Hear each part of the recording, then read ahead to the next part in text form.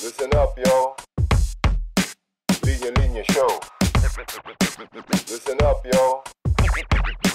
Linya Linya Show. Listen up, yo. The Linya Linya Show bumabalik every week. Parang yo-yo sa office, sa condo, sa FX, sa kanto. Walang pinipili, basta Pilipino. Yun ang boom, no? Kaya ako, ang dami natin pinag-uusapan, marami sa ginagawa nyo ay nasa tamang direksyon, tingin ko. So una, yung staying true to yourself, ano? Na yung sasabi mo nga na nag-a-adjust ka para sa iba, magba-backfire sa'yo eh. Sabi mo nga, babalik ka rin sa tunay mo eh.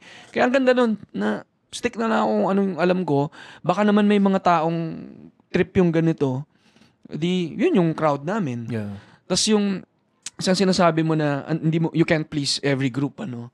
Parang may again may mga terms lang ako, pero parang may tinatawag na critical few eh. Uy, bago yan. Zone of genius. Critical few. And critical few. Tama ba to? Ewan ko pero Okay parang lang, kay ano to eh. sounds correct. Hindi, Sounds ang correct. daming matututunan ng mga nakikinig dito. Oo. tungkol sa Na-mention ko na either ata to business eh. or Passion. sa sarili. Kay Seth Godin to eh, na marketing expert.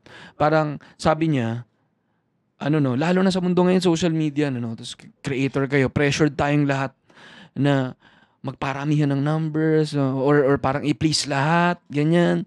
So, sabi niya, yun yan, nakaka-pressure yun una.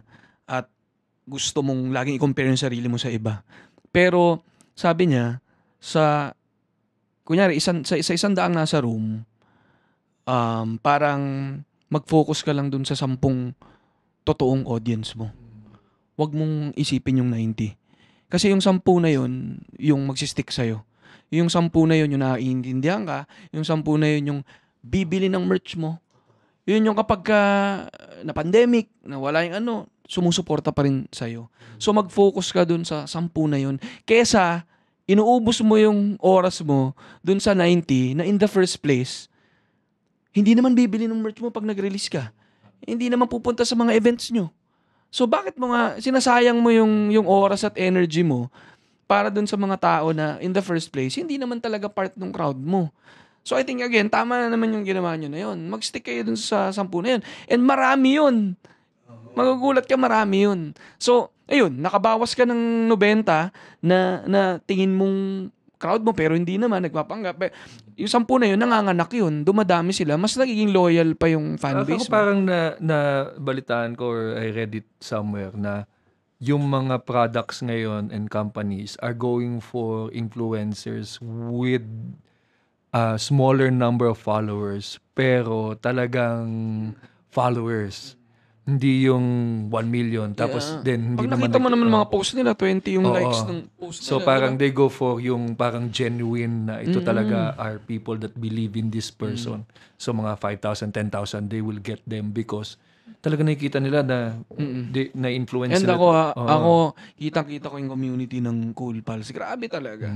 Ilan na yung mga nagkakilala dyan? Ilan na yung mga nagkatulungan dyan? Ilan na yung mga nagkaroon ng bagong connections and opportunities dahil sa ginawa nyo na yan. Wala pa dyan yung mga na-engage. Oh, di ba? May mga na-engage. Saka naghiwalay. Naghiwalay. Oo, Na in love, naghiwalay. Si Lou tsaka si Eric engaged na. Oo. Si Lou ay mabibigyan na ng green card. Yan. Di ba? Wow. Yan ang Dahil sa pangarap. Cool Pals Yan ang pangarap na gusto naming ma-achieve ng lahat ng Cool Pals. Papunta sa ibang bansa at magkaroon ng magandang future. Yes, iwanan niyo na yung Pilipinas. Hindi, pero nabanggit mo kanina yung you read it somewhere. Ako nakita ko rin sa Reddit na nag-aalala yung mga Cool Pals. Ito yung 10 na sinasabi mo na nag-aalala sila na pa-mainstream na yung Cool Pals. Dahil nga, esophagus, KMJS. na KMJS, na baka makancel tayo dahil sa mga lumalaganap na yung content natin, tapos marami tayong nasasabi doon na talagang pinupush natin yung boundaries ng comedy. Nung nabasa ko yon, hindi naman ako nag-alala kasi alam ko naman sa atin na nakapag-build na tayo ng strong foundation bago tayo lumaganap. Meron tayong 4 years foundation ng solid following na trip talaga yung comedy natin. Na kapag lumaganap yon, pas makancel tayo, mawala man yon, magi-stay pa rin yung na-form nating foundation eh. So hindi siya na masaya tayo doon. Masaya tayo sa nangyayari ngayon na kung lumaki man to, masaya pa rin tayo doon. Pero once na mawala yung paglaki na yon at bumalik tayo doon sa 2023 na audience natin, Parang, masaya pa rin siya eh. parang ano yan parang, tinan mo si Louis C.K. Nakabalik na siya ulit ng stand-up. May following siya. Establish niya na nakakatawa siya after what happened to him. So, may yung canceling talaga, hindi naman siya talaga for me, sa nakikita ko, wala naman talaga na-cancel There will be a time that you'll be on a hot topic or hot topic ka because of what you said, but pero yung pag-try sa pag-cancel sa'yo, depende on what you did, will garner you more followings or zero. Dalawa din. May napansin ako kasi in-explain ko din sa mga comedians yan Kasi may dalawang comedian na gumawa ng religious jokes. Isa gumawa religious jokes was able to get corporate gigs during yung nasa hot topic siya. And then the other one did not nakapagtago. So, those are the two lessons for us. Yung mga, pero in terms of Cool Pals, since 5 kami, isa man ma-hot topic, 2 ma-hot topic, yung 3, paborito pa rin ng lahat. Those 3 people in that group will save the 2 that is in, kumbaga hindi siya yung buong show agad yung mawawala because 5 people have 5 different followings bago pa mag-start Meron ang show. na ba? Meron na bang na ganyan sa inyo? Wala pa naman. Wala pa naman, thankfully. Gusto ko lang din i-clear na since sinabi ni Queen Yasmin na wala siya sa Spectrum, edi wala siya sa Spectrum. Yung sinabi ko lang naman, ang intent ko lang naman doon, wag siyang mabash. Wag niyo siyang ito na naman tayo. Nag-explain ka na. Hindi, okay lang. Pero ayoko lang, yun lang yung intent ko. Wag niyo siyang i-bash. Wag niyo siyang, cringe kayo. Sabi kayo ng cringe. Gusto lang niya magpasaya ng tao, pero hindi siya, kung sinabi niya wala siya sa Spectrum, sino ba naman ako para magsabi na meron siya? Or sino ba naman tayong lahat para magsabi na meron siya na mental issue? So kung ano siya talaga yon. Nakikita ko lang, ang nakikita Pero ko nandito lang si sa Dr. Mendoza para magbigay ng kanyang Isa siyang theologist. Pero nakikita ko sa kanya kasi genuine siya. Kung ano kasi pinapakita niya sa sa video, yun yung nakikita niya. So, pasensya na kung nasabi ko yun, pero since nag-release na siya Binabash ka ba doon? Hindi naman, baka inaagapan ko lang. Since nag-release siya ng video doon, itigilan nyo na sa mga Cool Pals na sabihin na Spectrum siya. Si GB ang nasa Spectrum, singit ng singit sa mga sinasabi ni Salome. Totoo, sumisigit ako sa lahat kasi nanonood yung mga asawa nila. So, kailangan ko magpatawa palagi. Parang kailangan ko hiritan. Hindi, kaya nga Glutabrief, mahilig talaga sumingit yan si Sa singit lang talaga Kasi yung singit lang kailangan. talaga ako. Sa singit. Hindi, pero si Yun yung Queen episode na hindi nagsalita si Nonong. 2 beses na siyang hindi nagsalita. Pag Amerikano yung guest, saka si Salome. Grabe Di talaga nagsalita si Nonong. Totoo, nakatahimik lang siyang gano'n Kaya kung sumisingit ako, I was speaking in behalf of Nonong. Ang unang sinalita ni Nonong ay pepepepem, tapos ang sumunod na salita niya hanggang sa susunod na tawa. Wala. Kawawa naman si Nonong. Medyo kabado Talagang sila sa lahat. kabado. Nanginginig. Nanginginig siya kasi nandun si Carla. Nag-enjoy kasi hindi. Kasi pag malinis naman ang intention mo, wala ka naman talaga dapat ikatawa. Yun ang sinabi ni James. Yun ang sinabi ni James on the way kay Ann, on the way sa kotse. Alam mo, kung malinis naman, di makita mo, binabasa ko lang yung nasa Coupon Band. Gusto kong mapakinggan yung episode na yun. Sa Tuesday, next week. Saka January 20. Mabalik lang kay Queen Yasmin. Grabe, na-meet ko siya sa sa backstage ng isang event, yung Go Negosyo. Na-invite kami doon na magsalita. Yun yung unang Go Negosyo niya na nag-perform siya. Punta yung mga tao. Na-meet ko siya sa likod. Genuine talaga. Pero iba siya doon mababa yung boses niya. At saka, Inglesera siya. Sa totoong buhay. Talaga. Iba kay ibang queen yan, ha? Hindi, iba tayo. Ibang Queen Yasmin. Queen Elizabeth yan. Hindi, pero kung sino siya sa nakikita nyo, ganun na ganun ko siya na-meet sa labas. Ang sweet niya talaga. Ang genuine. Oo. Kaya parang ako, naano rin ako sa kanya Sobrang masayang tao lang Di siya. ba? Kaya hindi ko maintindihan yung mga ibang tao. Kaya nung isang episode namin, hindi ko napigilang magsalita kasi naaawa naman ako dun kay Queen Yasmin na genuine yung content niya tapos ibabash ninyo. Di ba parang i-direct nyo na lang sa iba. Diba? May mga corruption dyan sa gobyerno, ang daming nangyayari sa paligid natin. Tapos, ang focus nyo si Queen Yasmin na nagbibigay lang naman ng saya Hindi sa ko alam atin. mga tao ngayon talaga may time mambash. No? Tsaka parang ang pure ni Queen Yasmin, nakita-kita mo yung genuine happiness niya sa ginagawa niya. Kasi nga masaya. nasa spectrum siya. Hindi, Sabi na nga wala eh. sabi na ako wala. Siya na nga nagsabi eh. Hindi, totoo, masayang tao siya. Sobrang innocent. And may ganun. Childlike. Oo. May ganun kami kaklase nung high school. Siya yung pinakamatalino sa amin, pero siya yung pinaka-inosente. So, Oo, kasi sama nga mo na nasa na spectrum. sheltered. Hindi, wala. Joke lang. Pero nung college, ako naging party girl. Parang ganun. Pero may mga tao na slowly they'll mature or parang Inside ganun, or joke may ko na innocent. yun. Alam ko, nasa TV na, mainstream na siya ngayon. So, baka mamaya maging worldly na siya, hindi siya innocent. Basta sasabihan ko na lang lahat ng guest natin ng nasa spectrum. Para safe, no? Para safe. Na-expect mo. No? Ano ba? Sino ba next guest natin? Malamang nasa spectrum sa'yo. Oh, Para sa'yo. abangan nyo. Lahat ng mga guest namin nasa So, spectrum. ang hirap.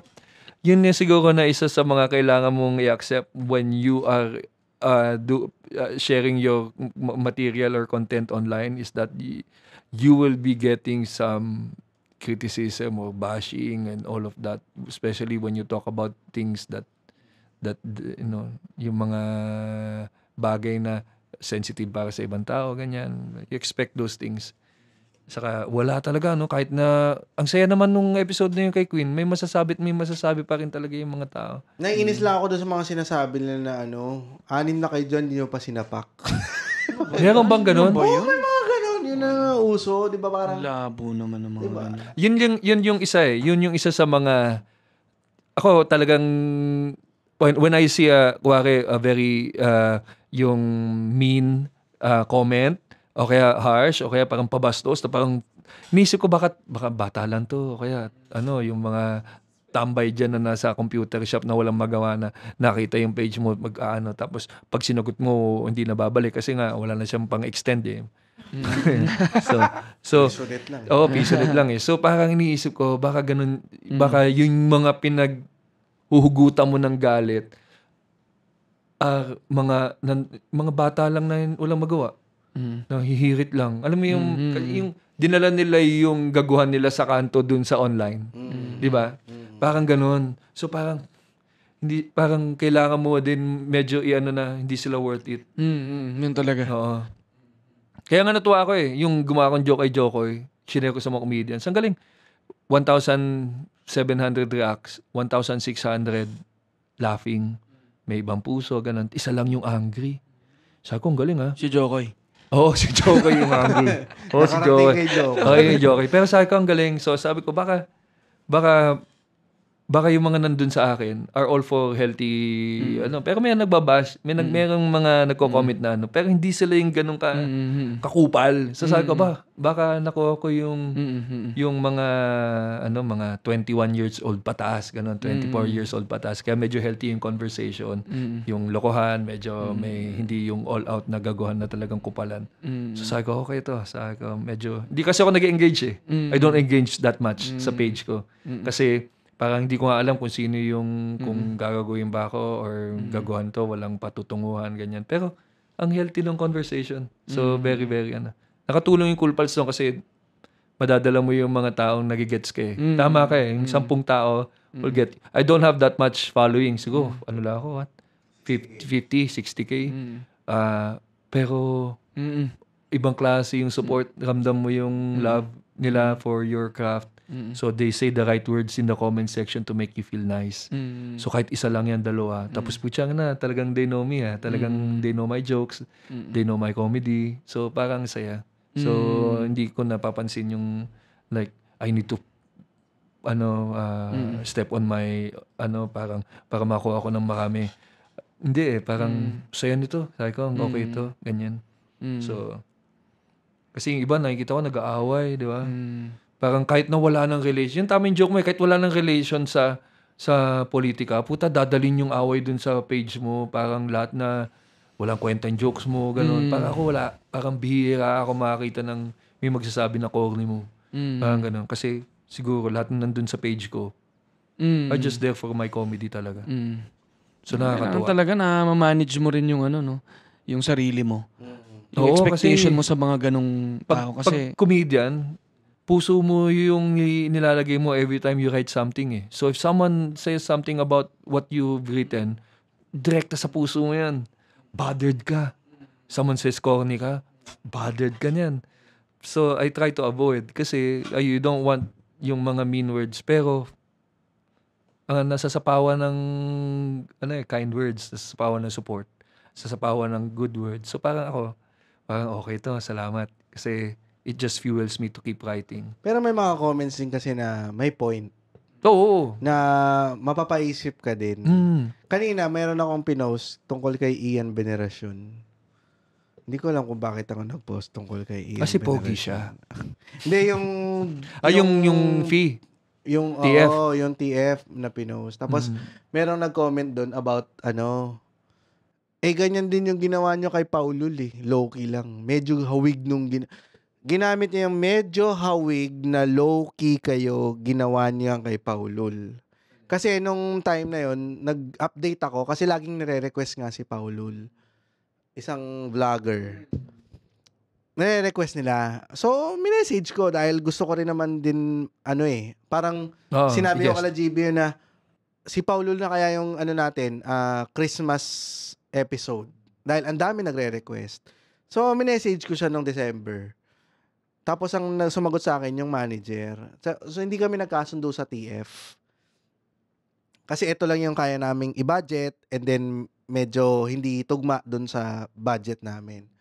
So in-update ko yung mga listeners kasi nga para at least marami naman nakikinig dun sa amin. At least dun nila maririnig. Hindi pag pinost ko kasi sa FB group, maraming hindi makakabasa eh. So sa episode ko na sinabi, sabi ko, update lang dun sa kay Paulul, hindi namin siya magi-guess muna dahil nga hindi nagtugma yung budget. So wala namang masama na humingi siya ng talent fee.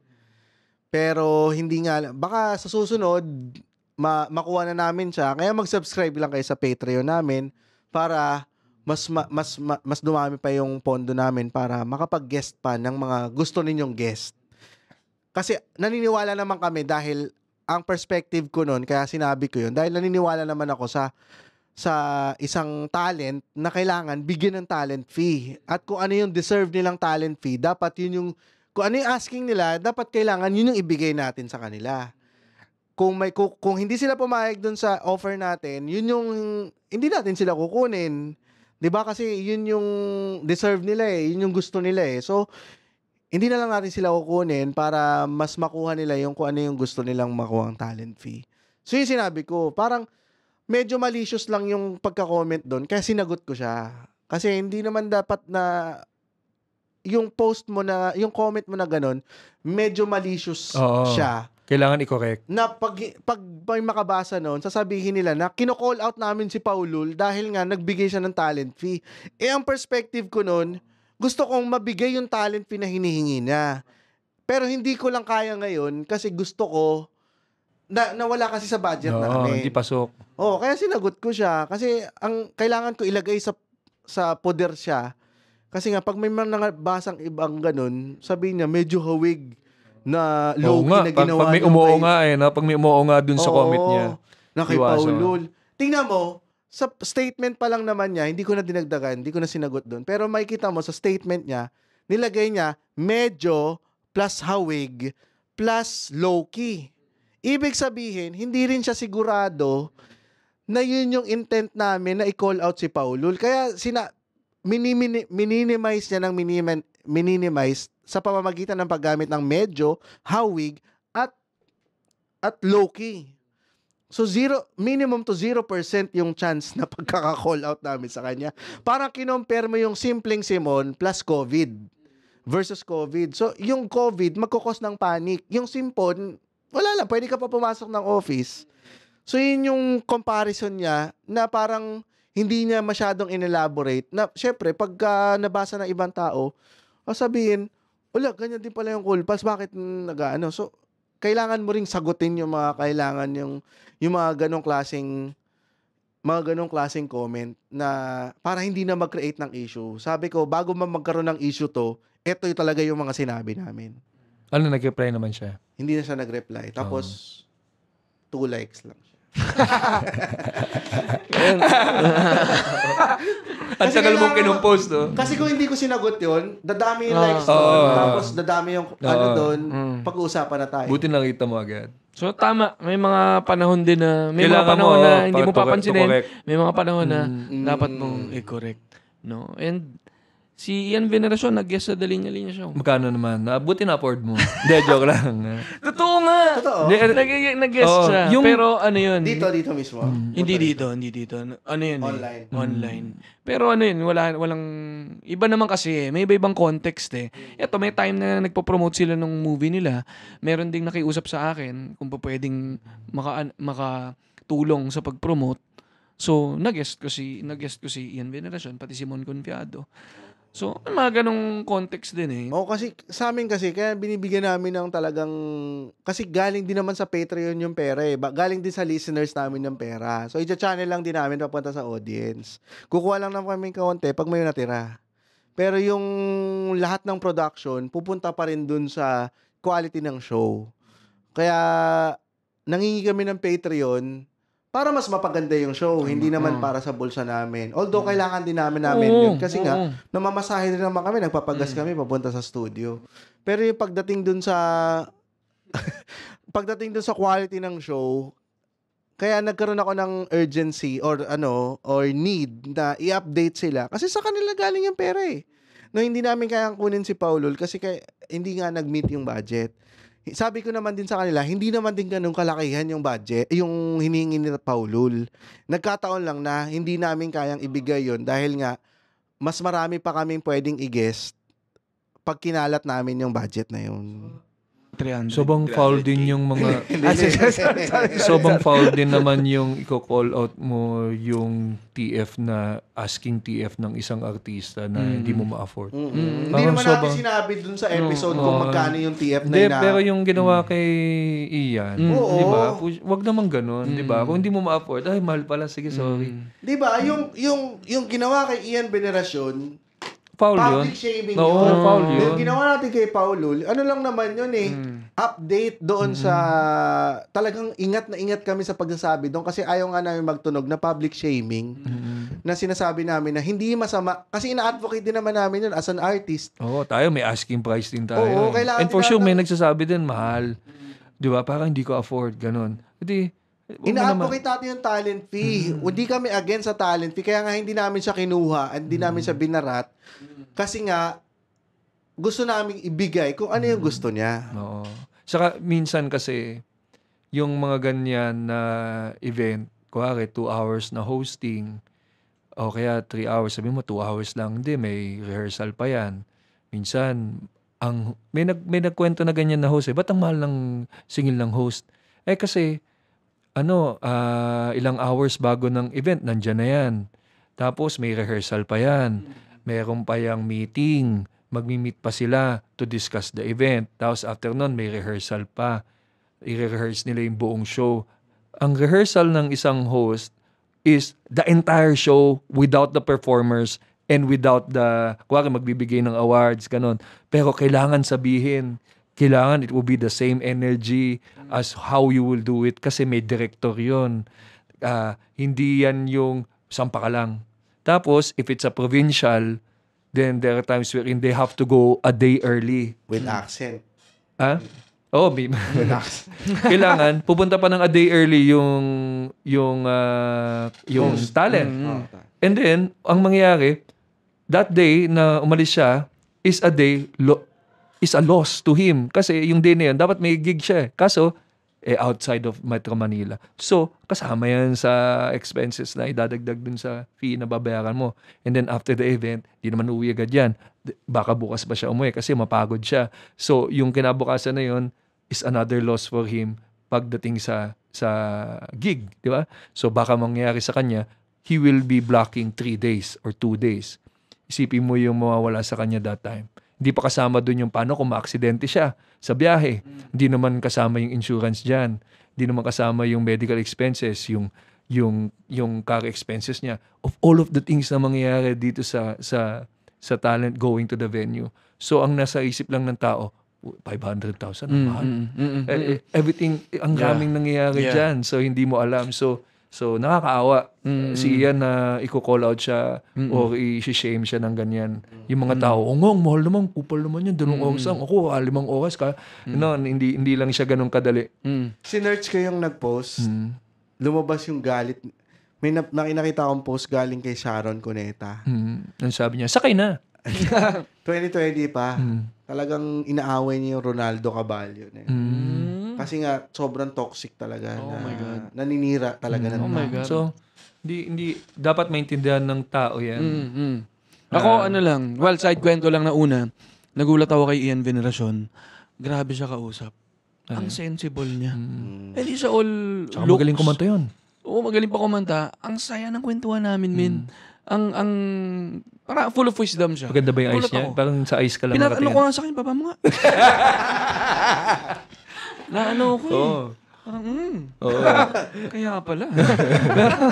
pero, ako lang, hearing everything na doon. And maganda rin na narinig to ng mga listeners eh. Ang hirap magpatawa, no? Oo. Ang hirap mag-entertain. Ang daming kinukwento ni James at EJB dito na pinagdadaanan ng isang entertainer, isang creator para ma-deliver tong mga episodes na to, para makapagbigay. Nagpa-podcast niya ng libre. Gumagawa nga ng content para mapakinggan nyo ng walang singil. Pero itong marami pang in-betweens na inaano ka pa. Marami pang sinisingil sa'yo na kung ano-ano. So, ang hirap magpatawa, no? And parang lumalabas pa rin yung disparity ng ibang professionals with entertainers and creatives as professionals. 'Di ba? Parang ibang profession na may respeto sila at walang tinatanong kung bakit ang mahal ng bayad ng 30 minutes sa isang doktor o sa isang lawyer. Samantalang yung sa isang komedyante na or isang creator, ang daming ipapakalkula sa'yo para ipatunayan yung worth mo. No, samantalang, 'di ba? Hindi rin nakikita ko ano yung nabibigay nung Actually, medyo profession na yun. Yung comedy as an art is something that is still very hard for an audience to consume.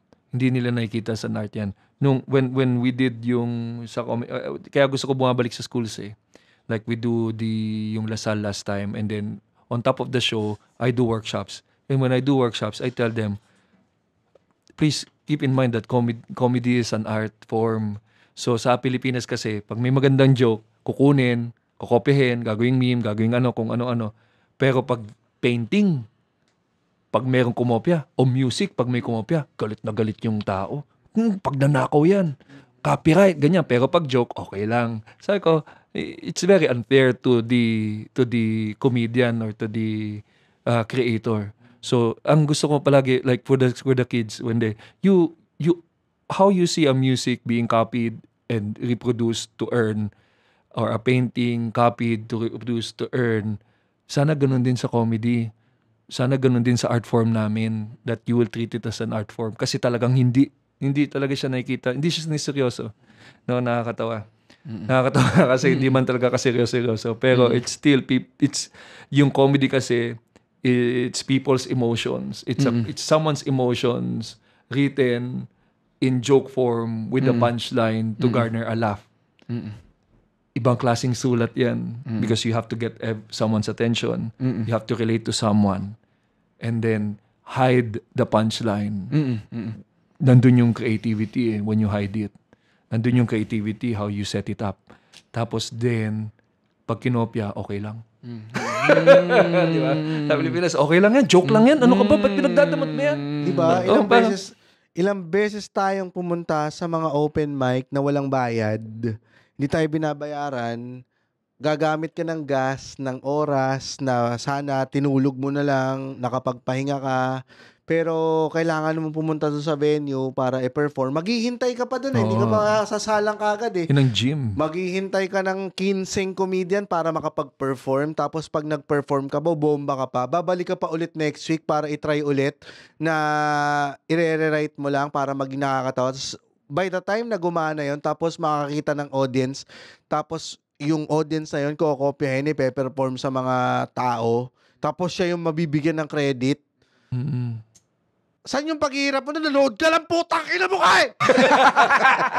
Oo, masakit siya. And then, to see people tell you na, nakita ko yung sa post ni Rex, actually, nahawa ako sa kanya. Si Rex Navarrete, when he was trying to call out si Jokoy for stealing his jokes, people defended Jokoy and told Rex na, these are just jokes, Rex. Huwag mong ano yan masyado. It's okay na parang, for me as a comedian, I kinda relate to any artist na or to any comedian na parang nanakawan tas napagkitaan tas parang wala lang sa mga tao, nakakaawa. Ang hirap kasi pakinggan or makita na yung ibang tao na sinasabi nila nung time na election na wag tayo kay BBM kasi magnanakaw yan, are the same people na pinagtatanggol si Jokoy na sinasabi nila na okay lang magnakaw ng joke lang naman yan eh. So parang gano'n lang dun siya sa level na okay lang kunin. Actually, ano na yan eh, kahit yung mga veteran comedians ng Pilipinas, TV comedians, I've heard through interviews that they will say na parang okay lang kunin nyo yung comedian joke lang iba, okay lang yan.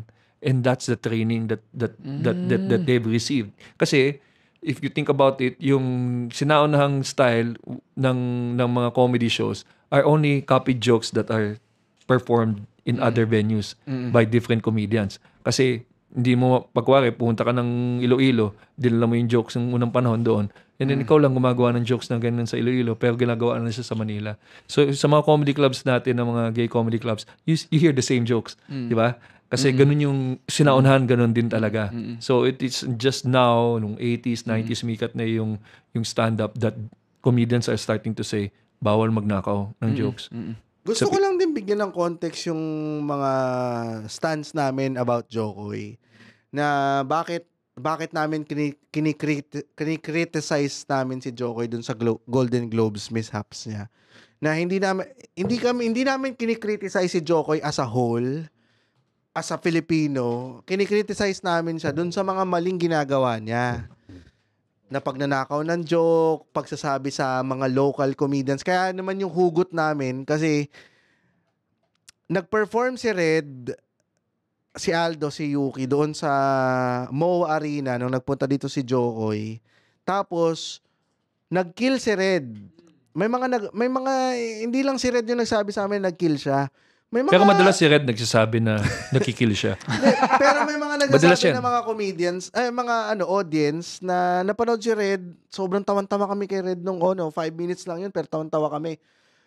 Tapos maririnig namin sa podcast sa Amerika kay Andrew Schulz na they ate shit. Sinabi ni Jokoy. Tinanong ni Andy Schultz, so what happened? I saw these couple of comedians in the open mic and they were funny and I made give them a spot to open at the arena. So how did they do? They ate shit, sabi ni Jokoy, pare.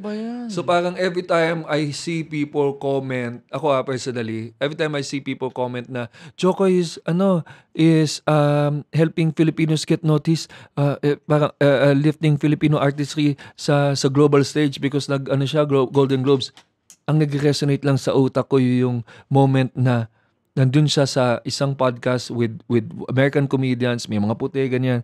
And he said, yung mga local comedians ate shit.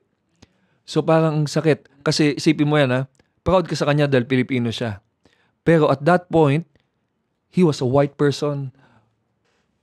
Parang, yung punching down on the Filipinos. So parang nasa na yung Filipino side mo, lifting Filipino comedians at that point when you were being interviewed by a white American comedian asking about how the Filipino comedians did, and the only thing you said was they ate shit. So Diba? parang, all throughout your career Parang yun na ako- visible sa mga Pilipino. oo, tapos parang nakikita mo yung mga Pilipino pag nagko-comment sila, Pilipino yan, suportahan natin, bakit may naano yan? 10 days lang siya, ganun. Personally ako, when I saw it, ang unang naisip ko was, it's a corporate gig, di ba? Ganun ang corporate gig, hindi ka tatawanan ganyan. But then, nung pinanood ko na yung video, nakita ko yung sinabi niya na some I wrote, others, no, parang, Yung di natawa. Yung oo, kanila yun. pag natawa ka, ako yun, di ba? Tapos, 10 days, ganun. Sa loob ko as a comedian, wag kang wala kang sisisihin kundi sarili mo talaga eh. Yun talaga ang paniniwala ko sa performer, sa comedian. Kasi ikaw may hawak ng mic. Ikaw ang decide kung ano sasabihin mo dyan.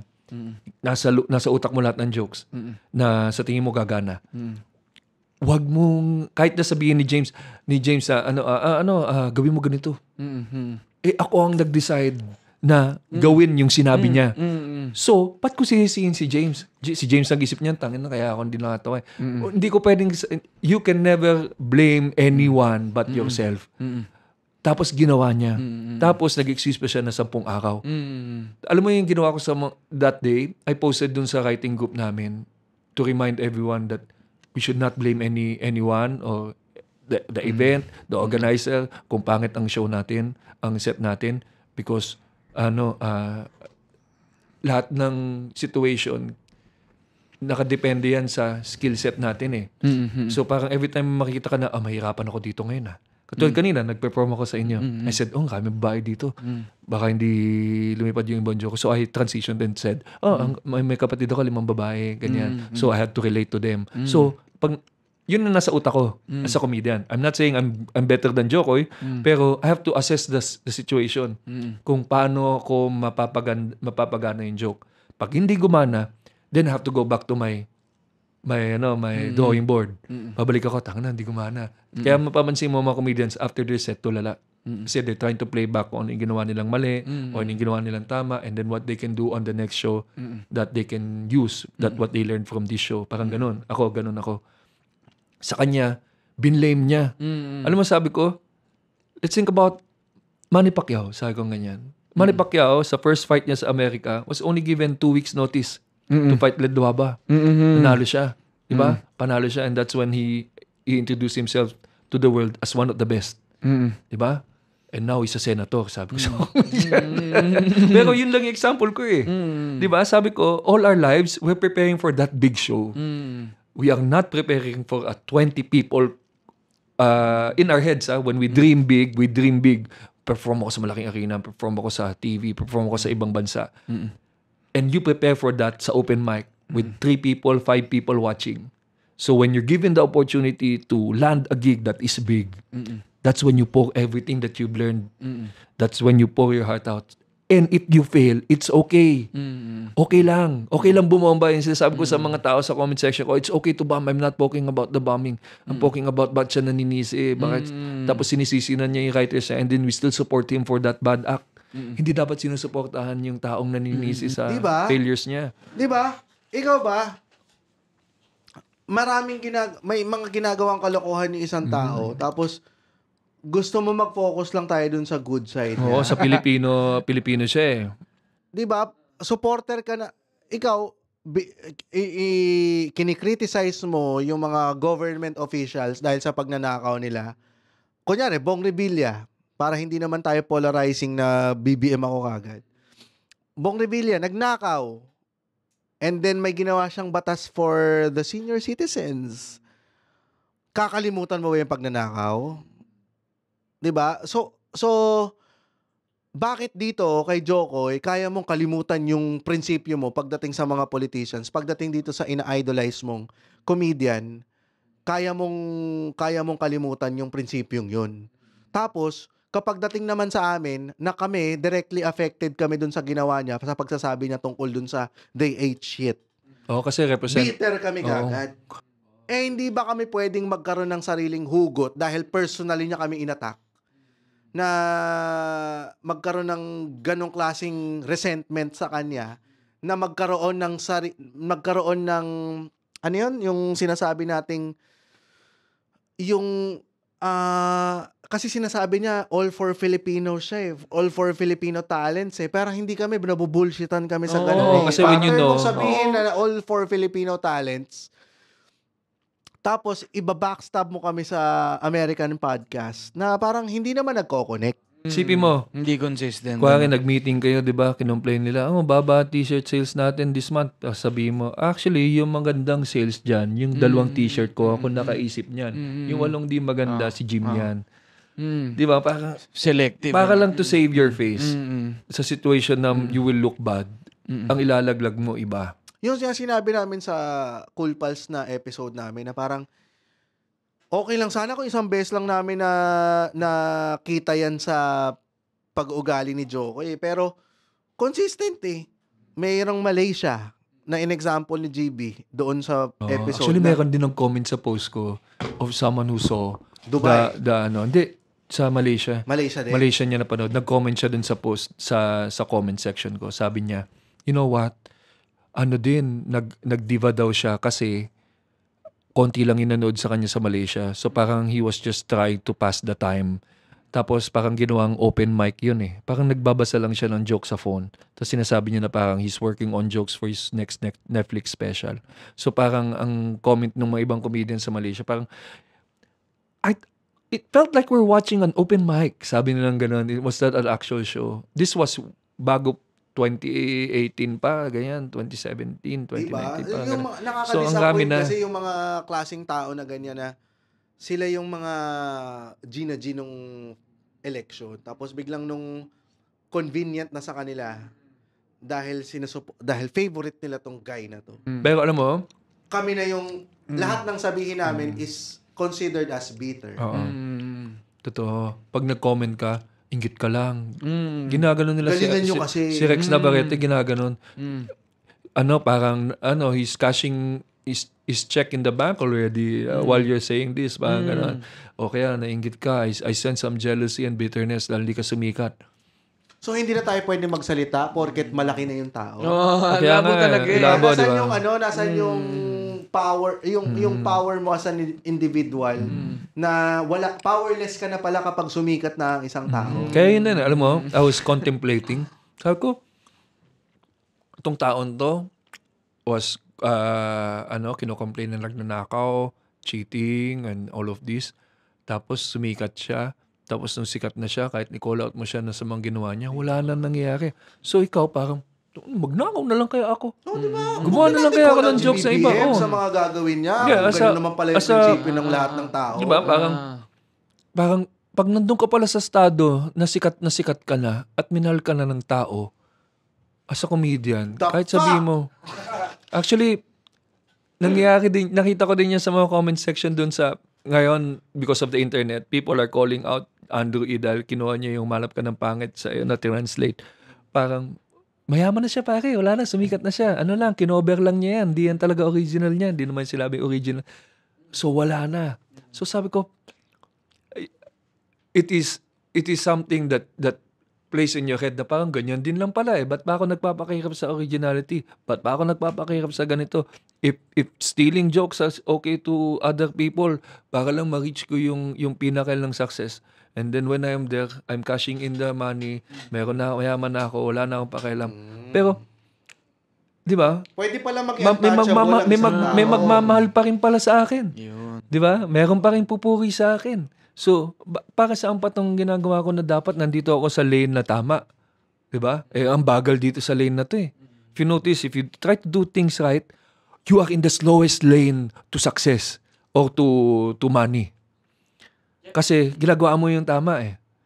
Pero if you wanna go fast, you have to skip some lines, di ba? Parang kailangan mo magnakaw ka ng joke or you step on people, di ba?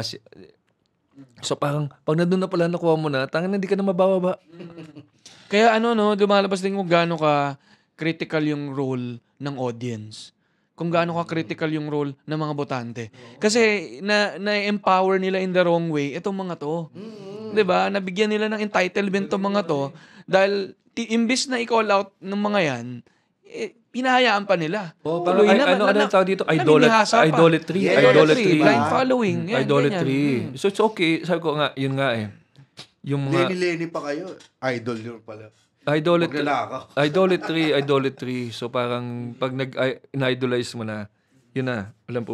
Pero if you're a fan of the work, yes, pero kailangan mo i-call out then. If you are fan of someone and you see that person is going the wrong direction, you should be the first one to say and tell him. Yun ang Parang, problema sa arts. Kapag nag-criticize ka, pwede kasi, di ba? Parang nakikita lang nila as something. Kasi yung mga nagtatanggol kay Jokoy, nasa corporate world yan eh. okay, matatanda. Sabi sa comment section, mga matatanda yan, guys. Huwag nyo napansinin. Hindi. Yung yung mga matatanda iba, na Pinoy marami kasi pride. Nasa corporate world sila eh. Ang thinking nila, corporate. Katulad ng sinasabi mo kanina na mahirap talaga mag-translate ang isang bagay pagdating sa arts na. Pagdating sa arts, you are viewed as someone bitter. Na inggit ka lang. Pero pagdating sa corporate world, merong mga objective, mga KPIs na pwede kang pagbasihan. Pero pagdating sa art, they view it as something subjective. Kapag subjective na, meron ng halong bias na hindi na pwedeng magkaroon ng objective na fact naman na may ninakaw siyang joke eh. Fact naman na sinisi niya yung writers niya. Fact naman na marami siyang consistent yung ganong klaseng ugali niya sa mga shows. Mo Arena, hindi siya nag-prepare din ng material. Most open mic, nagpunta siya doon, hindi rin siya nag-prepare ng material. 'Di ba? So, pagdating pala sa ganon, pwede palang pass siya dahil art siya, creative siya. Pero pagdating sa pagnanakaw, corruption, pwede nating i-call out. Pero pagdating sa art, pwede palang magnakaw. Kasi nga, subjective lang naman. Sakit. Hindi, maano siya na it bothers you as a comedian. Kasi parang para sa'yo, ang comedian kasi is someone that is very observant. Na nakikita niya further than what normal people will see. Kaya yung tama sa amin, really, and then hindi nyo ba nakikita? Hindi nyo ba nakikita? Kaya we are considered yung parang mirror of society. Kasi parang minsan hindi nakikita ng tao, nga no? Kaya madalas kung nag-joke ng tao, yung comedian, masabi mo, nga no? Di na, kasi it's right there, but you don't see it. Kasi talagang further than the normal eyes. So kaya talagang sobrang affected kami na parang hindi nyo ba nakikita yung sobrang dami na, pero Filipinos mainly, they're blinded by Pinoy pride. Yun na napansin ko. Yung pagiging Pinoy ni Jokoy blinds them with his practices. Yes. Isipin nyo parang I'm advocating unity. So, hindi nyo na pwedeng tingnan yung ibang mga ginagawa kong kabalbalan. Basta unity lang. So, pag against kayo sa akin, against kayo sa unity. Parang yun yung pag nangyari. against kayo kay Jokoy, against kayo sa Pinoy Pride. Think about it. Saka ulo ka. Hindi ako maganda rin Kung yan. mag-edit ka na, mababash ka. Hindi maganda. Hindi, si Ali. Hindi maganda. Di ba daw siya na nababash eh? pag-usapan natin kasi naka-ready na rin na yung next na guest ko si Jokoy. Hindi naka-schedule na. Jokoy. Naka-schedule na. So at least meron siyang time to sana mag-prepare. At saka sana kung may script lang siya, sana sa kanya. Baka sa kanya. papuntahin lang niya yung writers niya. Hindi ako, grabe tong usapan. I mean ako, yun niya eh. Oo nga, no? Minsan- From business to joke writing Hindi to natin alam, kaya tawa very na good. tayo, pero naging seryoso tayo. Zone of Oo. genius. Ano pa yung isa? Critical view. Critical Critical view. Yan. Pero ako lang, share ko lang din yung thoughts ko. Parang nawawala talaga minsan sa sa sentro. Kapag na siya, marred na siya with a lot of elements, a lot of issues. Pero lagit-lagi dapat ibabalik mo lang dun sa values and principles eh. 'Di ba? Yun naman ang tinitignan nyo kay Jokoy eh. Hindi yung pagkatao niya, hindi yung pagiging Pilipino niya. Oo. Pero yung value ng panlalaglag, grabing ginawa niyang panlalaglag. No? Ginawa niya yung panlalaglag. Tapos, Fighter ka, di ba? Tapos nung, alam mo yun, yung parang sa isang article lang, sinabi niya, it was a rookie mistake. ang dami niyang Oo, parang nilalabas na ngayon, card. nilalabas niya ngayon, parang marshmallow yung audience, parang soft, but yummy. Ganun. Tapos, Pero, I have the courage to, Yeah. as a first Asian, Parang everything but himself, ano? oo. Yung nangyari, yun mali na yun. Yun yung parang, Hindi ko, yung instance lang talaga yung nagdala sa akin dun eh. Kaya ang keyword talaga dito, accountability eh. Kulang sa accountability. Kasi kung accountable ka dun, i-own up mo yun. mas kahanga-hanga yun. kahanga-hanga. Ako, yun, I will, At saka nakakaano nga dito guys, parang pag ginawa naman niya yun, susuportahan siya lalo ng mga tao. Eh, kung naging accountable ka, pero parang doon naging awkward din na parang bumomba ka na nga, lahat pa nung ginawa mo, parang kasalanan ng iba, except you. oo. Diba? So, well, doon siya naging Pilipino. yan ang Yun ang tunay Pinoy na. pride. Yan ang Pinoy pride niya. Oo, yun Siguro na. nga, medyo reflection nga siya. Oo. No? Parang mirror din siya ng, nakaka-relate yung mga sumusuporta sa kanya. Kaya parang sinusuportahan siya. Oo. No, so ako yun lang talaga parang nawawala dun sa tunay na pinupuntirya, no. Yung main idea na yung values and principles of accountability yung sinasabi niyo. Hindi ginagamit yung ibang mga issue para i-defend yung maling punto. Oo. 'Di ba? Again, yung main point ay hindi siya accountable. Pilipino. Pero ang sasabihin mo, bitter lang kayo. Oo. Sabihin mo ay Inggit. hindi siya prepared. No. Ay 10 days lang. Ang hirap nun, ikaw nga. Oo. Hindi naman yung tungkol dun eh. Oo. Ang daming nakapalibot, pero hindi... Ikaw na lang kaya mag-Golden Globe. Oo. Diba?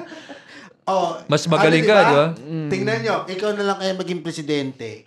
Ganun na. Same na ganun, same, no? Kaya parang, no? Kaya nakakaano talaga siya, no? Naramdaman ko Nakakasad. Naramdaman ko yung dalawa. Kasi, Kasi siya. kailangan siya sabihin. Ako dito, ito na yung ko, last point ko, na parang, ako, ganun din ka-crucial kasi, subaybayan ko rin yung mga ginagawa niya, no, mga simula, no. Tapos nakikita ko yung dedication niyo talaga sa craft niyo, sa comedy. Kahit na nung panahon na nandun pa lang tayo sa linya-linya night, na wala pang tao, 'di ba? May bigay namin sa inyo may pa-dinner kami sa inyo. Mga ganun, simulain pa lang pero kinahid niyo over the years, no. And parang wala lang sa akin na parang clearly marami pa ring hindi naiintindihan yung mga Pilipino sa comedy, sa arts. Marami pa rin. As much as namamayagpag din ang comedy. At the same time, number 1 podcast, no. Comedy Manila, all these failed theaters, no. Ang daming success, pero clearly marami pa rin kailangang gawin. Kaya siguro, as much as ayun na nga, parang ang daming ganitong mga pangyayari, ang daming challenges, parang hawak nyo pa rin yung bandera eh. Kayo pa rin yung mag-hold ng sa generation na to ng comedians. Kung ano yung pwedeng yung maturo sa mga tao at ano yung klaseng audience yung pwedeng magkaroon yung Pilipinas ngayon bilang kayo yung mga nasa stage ngayon. So, yun ang ko na parang, kaya nga maganda na maraming platforms for you guys to speak your heart out eh. Kasi, 'di ba? Parang hindi lang kayo nagko-comedy, hawak yung mic kapag nagpapatawa. Pero kung ano talaga yung mga thoughts nyo. And ginagawa nyo to educate din, ano? And para rin ma-call out yung mga dapat ma-call out. At saka overall, ma-improve yung audience ng mga Pilipino. Same goes to sa politika. Kapag may mga tao rin na pumupuna sa mga choices natin o kaya sa mga ginagawa natin, hindi rin siya pwedeng tignan lagi as something na binababa mo lang. Hindi ka talaga para sa Pilipinas kapag nag-criticize ka. 'Di ba? Same goes sa ginagawa natin ngayon sa comedy na parang tinitignan natin yung mga bagay na dapat nating pwedeng pag-isipan, pwede pang ma-unlearn, pwede pang may mas matutuhang bago. So, ganun din, 'di ba? Pag sinasabihan nyo kami ng bitter, ibig sabihin, ang katumbas niyan dun sa politika, sinasabihan nyo yung isang tao pag against sa government, komunista ka. So, tingnan nyo mga camping. Assess. Lahat nyo naman. yung sarili Lahat naman. nyo. BBM, kakamping, Kung ano gusto- man. Kung DDS, sinasabihan nyo ganyan. kami bitter pero kakamping kayo, tingnan nyo yung sarili ninyo. Oo. Kung totoong nakikita niyo yung values ng pinaglalaban ninyo. Baka naman kakamping lang kayo dahil convenient sa inyo. Hindi dahil yun ang values ninyo.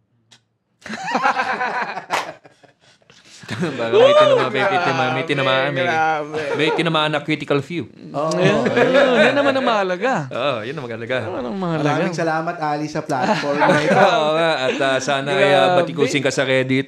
Sayang sana. Gusto ko na sabihin kasi yung technical term doon sa sinasabi, yung ginawa ni Jokoy na blame niya yung writers, yung tawag doon, joke save. Sa joke save, doon lalabas yung totoo mong character. Kasi pag na-put ka na in some pressure, lalabas yung character mo. Kasi may mga joke saves din naman kami. Ang joke save ko, parang, ay, hindi gumana, hindi kayo natawa doon. Sige, hindi ko na gagawin yun. Buburahin ko na yun. Diba? Sa akin pa rin ang sisi. Pero sa kanya, ang joke save niya, sisi sa iba. Oo. Alala ko, ito yung pinaka-effective ko na joke save pag nasa international shows ako. Pag mayroong hindi tumawa. Kasi magte-try ako gumawa ng new joke eh. So pag gagawa ka ng new joke sa comedian, kailangan meron kang pangtawid sa next joke. Ang pantawid mo is one-liner that will get some laughs. Medyo pwedeng related dun sa joke mo or hindi. Just to be able to cross to the next joke na may tawa. Kasi sakit na hindi ka nakakarinig ng tawa. So ang sinasabi ko, I'm a third world comedian. Keep in mind that I'm a third world comedian, so most of my jokes are also underdeveloped. Tapos tatawa yung mga tao. Tapos may pantawid na ako. So that has been that has been my joke save paborito ni since Ryan Dems na parang sa album lang yan, hindi may mga hit, may mga hindi. Kaya bigla masisave niya yung sarili niya, ang galing. Kaya hindi pinagtatawanan o kinikriticize ang comedian for bombing. As a comedian, we can never do that. Kasi alam namin, there are nights wherein the jokes will not land. Yun ang gusto namin i-clear din na hindi namin kinikriticize si Jokoy dahil hindi siya tinawanan o sumablay siya. Natatawa din naman kami kay Jokoy. Di ba? Nakakatawa naman din siya. Ang hirap mag-judge bilang comedian na hindi nakakatawa yung isang comedian. Kahit sa mga within Comedy Manila, hindi ko kayang sabihin na, JB, hindi ka nakakatawa tonight. Hindi ko kayang sabihin yun dahil anytime pwede mangyari sa akin yun. Pero ang hindi mangyayari sa akin ay sisihin ng iba sa failure ko. Yung kaya hindi ko magets eh. Kasi hindi lang siya para sa comedian eh. Yung ugaling naninisi para masave yung sarili mo, hindi mag-a-apply siya sa lahat ng trabaho eh. Kaya hindi ko ba't hindi niyo magets na masama yung ginawa niya? Kasi ganun din yun sa opisina mo. Isipin mo, ikaw, yung boss mo, sinita. Tapos ang sinisi kayo dahil siya yung di ba parang nagagot ng boss ko Parang bakit hindi nila magets na mali yun when it applies to everything we do. Kanina di ba kinukwento ko sa inyo na yung pinanggagalingan ng pride ko ay kapag yung jokes ng mga writers namin yung gumagana. Di ba? Isipin nyo na lang yun na kapag tinrain ko tong mga to, bumenta yung mga jokes, ako lang yun. Ako yung gumawa nun. Pero kapag may hindi maganda, sila yun. Oo, di ba? Isipin mo yung mga... Tapos boss ka nila eh. Oo. Kaya ikaw, pinapanood ko na, tarantado itong boss namin, gago ko lang. Di ba? Diba? Kailan ka nasisante? Nagkatrabaho ka sa Singapore, nasisante ka dahil sa kagawan mo. Pero iko-console ka ng mga katrabaho mo, huwag ka mag-alala, Pinoy ka eh. Okay lang yan. Okay lang yan. Okay lang yan, nabura mo yung database. Ang importante, Pinoy ka. At sinabi mo, mahal kita. Oo. Sabihin mo nga, adobo. So yun yung hindi ko magets. That's very, parang, bakit hindi magets ng tao na pag na mali yung ginawa niya? So, nabulag sila ng Pinoy pride. Nabulag sila sa nakakatawa naman siya. Di lang siya nakakatawa tonight o nag-ano siya. Pero walang pumansin doon sa naglag siya ng writer o sinisi niya yung 10 araw. Wala. So parang nagulat ako, ba't hindi na nakikita yan? Yan yun nga, nandun talaga siya sa paghimay ng mga bagay eh. Maraming bagay na binabato. Pero pag nahimay mo yung mga yon, alin lang ba doon yung nagsasabi ng values and principles ng isang tao, ng character niya. So, yun yan, nakita na natin na nanlalaglag siya. Na, diba? Nangungopya siya. Mga bagay yun na dapat tayo, alam natin na mali yun. And hindi nako-correct ng mga ibang mga bagay. Ganito naman. Hindi nga siya nagtutugma eh. So, kapag hindi nagtutugma, pwede mo siyang tignan ng ganun. Na, sige, And pwede namang may point yung mga sinasabi nila na sige, pag Pinoy, supportahan natin ganun. Pero ito nga yung point natin, hindi yun. Hindi yun, wag yun. Dito lang tayo, nanlalaglag at saka nangungopya, mali yun. Kung hindi ginawa ni Joko yun, okay sa amin eh. Hindi mo namin, walang kikriticize sa kanya kahit di tumawa si Taylor Swift. Si Taylor Swift ang sisisihin namin. Kasi napaka-insensitive mo. Napaka-sensitive mo pala. Pero, ginawa niya yun sa writer. So, Oo. Alam mo, nung paggising ko nga noon, sinabi nila, bumaba si Jokoy, ayoko panoorin kasi nahahawa ako. Kasi, I relate eh. Nakaka-relate ka sa kanya na, puta, hindi madaling trabaho yan. Kasi, noong una ko nalaman na siya, kinabahan na ako for him. Kasi, Ricky Gervais yung susundan niya. Si Ricky Gervais, insult comedian talaga. Kumbaga parang ginagago talaga niya yung audience. So parang ang layo sa style ni Jokoy. So ako, puta, paano kaya ito? Nakakatakot. Tapos din kinabukasan ko yung fear ko. Nagkatotoo nga, bumomba siya. Ako, puta, hindi ko mapanood. Hindi ko kayang mapanood. Kahit na kaibigan ko si Rex and I know kung ano yung mga pinagagawa niya. As a comedian, I kinda relate dun sa sitwasyon na bumubomba, na ayoko makita ng bumubomba yung isang komedyante. Tapos din nakita ko yung sinisija, yung sabi ko, putang ina, gago to. Ba't mo pa sinabi yan? Para kang, alam mo yun, puta, okay ka na eh. Okay ka na eh. Pero puta, ba't sinabi mo pa yan? Nakakahiya ka. Parang ganun. Yung nasa isip ko, nakakahiya. Ba't naman ganun pa yung ginawa mo? And ako ito, may isa pa akong point. Parang, paano kung talagang bumenta ng sobra yung kay Jokoy? Kasi bumenta, sumabog, sumikat siya lalo, all praise. Sa akin, again, kung magsistick ka dun sa mga points na values and principles, kahit na sumikat at bumenta yung mga jokes niya na yun, mali pa rin yun. Gets ba? Parang, it doesn't make it right. Kaya, walay man or sumikat, the point na meron pa rin siyang mga characteristics na inuulit-ulit niya, yun at yun pa rin ang babalikan na dapat talagang i-call out. And ako, ulitin ko lang din na ginagawa natin to, hindi nga para maging bitter, hindi para tirahin si Jokoy and all. Part ito ng pag-call out ng mga dapat i-call out. And part ng education na sana maintindihan natin to. And kayo nga, komedyante nga kayo, kabreed nyo yun eh. O, diba, dapat nga, alam nyo yung pakiramdam na yun eh. Kaya credible kayo na 'di ba, parang gusto niya namang mag-succeed sana eh. Sa'yo credible kami, pero sa mga nakikipinoy pride, bitter kami. Okay lang naman 'yon. Bad practice. Pero Bad practice kasi kung yan. magleleni din kayo, ay wag.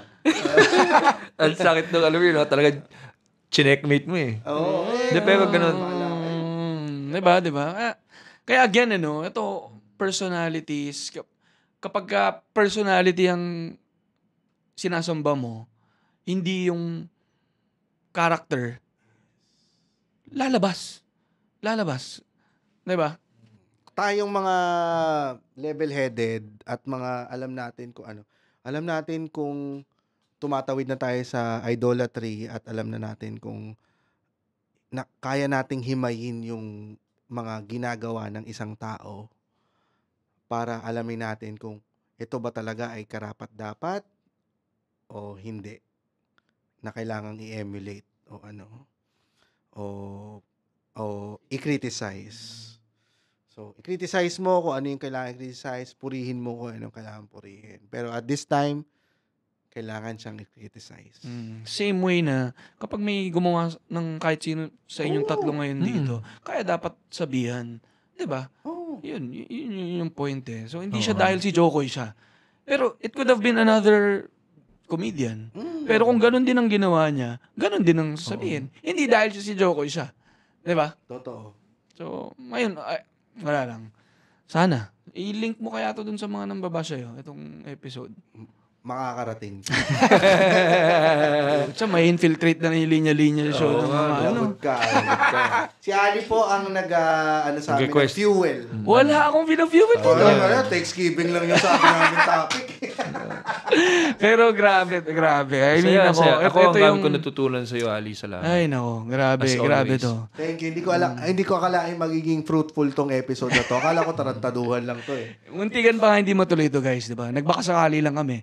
Again, galing si GB at saka si James sa performance nila dito sa Linya Linya.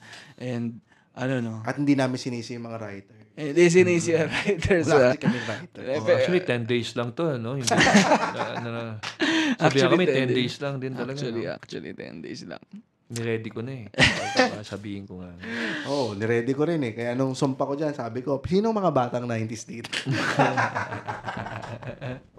Pero wow, ako talaga parang wala lang. Ang saya lang mag full circle ng nangyari ngayong gabi na to. Pero napansin ko, 2 oras tayo nag-record. Ngayon lang lumamig yung aircon, ha? Pa-check mo, ha? Sabi sa'yo, mainit lagi usapan dito. Ba't sa akin Mainit. umiinit? Kasi naka-jacket ka eh. Nagtaas na nga ako ng jacket. Joke lang. Pero sobrang salamat, guys. And ito rin yung klase ng conversation na gusto kong magawa sa inyong dalawa. Na halo naman siya na anything goes, pero halo rin na mapupunta tayo sa seryosong usapan din. At marami ring mga bagay na feeling ko kung kayong dalawa, hindi nyo rin mapag-usapan sa setup nyo sa Cool Pal. Sabi mo nga, di ba? Dahil yung setup nyo naman doon ay magkulitan. And ito yung platform sana na at least, well, di natin ina-expect, hindi ko naman din pinlano, pero napunta tayo sa mga bagay na tingin natin, pakiramdam natin, dapat pag-usapan. Saka nakatawa na sa sentro niya ng usapan, passion, creativity, and where to take it. Tapos yung principles, gano'n, di ba? Di ba? Galing. Yung naging tema nung usapan versus dun sa creative and non-creative clashes. Galing. Ang ganda. Lahat siya, related sila lahat sa creativity. Kaya mula sa Linya Linya Show, maraming salamat. James Caraan, GB Labrador. Hindi lang dito sa podcast episode na to, pero yun, sa kaninang performance nyo, sana nakita nyo rin naman yung mga mukha ng mga kaming Taylor Swift kanina. Sabi mo, Dami na nakagano sa akin. Sana Ben and Ben na lang. Ba't pa kinuha to? Hindi, pero alam mo, hindi ko makakalimutan, sinabi mo yan sa akin, GB, ha, na lagi akong sinasabihan ni GB na sabihan mo lang ako, papatawanin natin yung mga staff nyo. Diba? Lagi akong sinasabihan ni GB nun. So ako minamanifest ko talaga na one day, makakaano rin na pagka mababalik sa mga May balik tao. din namin yung saya na binibigay nyo sa amin, to your shirts. Saka yung supportan nyo sa Comedy Manila, saka sa comedians since day one talaga. Kaya forever we will be forever parang tied up. Oo, partners. Forever partners in this comedy scene sa Pilipinas. Yeah, kami rin, syempre, grateful kami na pinagkakatiwalaan nyo naman yung... Kailangan nyo ng model. Oo. Mga panot, ganyan. Hindi no. Mo ba yung numbers nila? Pero ako excited ako. Marami pa tayong mga papagtutulungan. Saglit lang kami nag-usap kanina. Ang dami na nating naiisip na mga pwedeng pagtulungan for the year. So, align lang tayo. Marami rin kaming gustong ilapit sa inyo para mapagtulungan natin.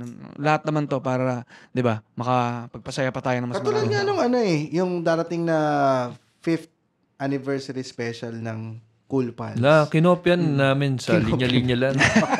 Kinuha rin namin yung production niya. Yung gabi na naman Lahat. production. Pwera lang ikaw. Hindi, kung wala si Ali. Wala si Ali. Linya naman dyan. May 11 para sa mga Cool Pals. Papadrawingin din namin si Punch. Yun. Ganun. Same yun. Ganun. Pati yung latag ng lahat. Kaya pag pumunta kayo doon, pag sabi niyo, baka linya-linya lang to ah. Same band. Same band. Telikari na yung mga...